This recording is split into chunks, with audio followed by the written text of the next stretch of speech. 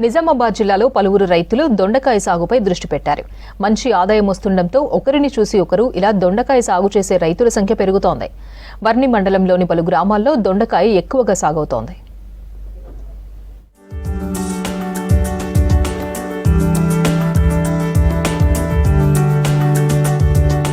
నిజామాబాద్ జిల్లా వర్ణి మండలంలోని పలు గ్రామాల రైతులు దొండకాయ సాగు చేస్తున్నారు.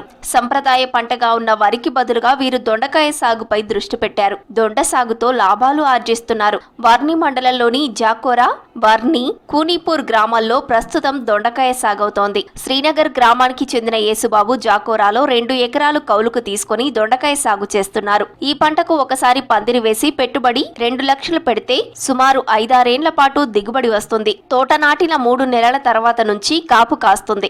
వారానికి 2 సార్లు కోతలు వస్తాయి. 3 ఏళ్ల క్రితం యేసుబాబు పంట వేశాడు.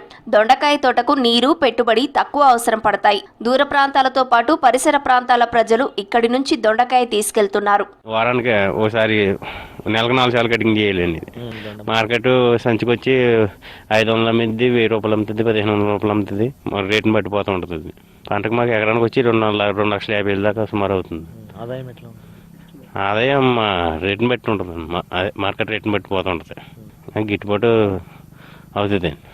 అంతర పంట వేసుకోవడానికి ఉంటుంది. దొండ ఒకటే ఉంటుంది. దొండకాయ సాగుకు పందిరి, కంపోస్టు ఎరువులు వినియోగిస్తున్నారు. దీంతో ఇక్కడ పండే దొండకాయలు నాణ్యతగా ఉంటాయి. పెట్టుబడి, కూలీల ఖర్చు పోను ఎకరానికి 70,000 రూపాయల వరకు ఆదాయం వస్తుంది. ప్రస్తుతం 100ల కొద్దీ సంచుల్లో దొండకాయ కాస్తుంది.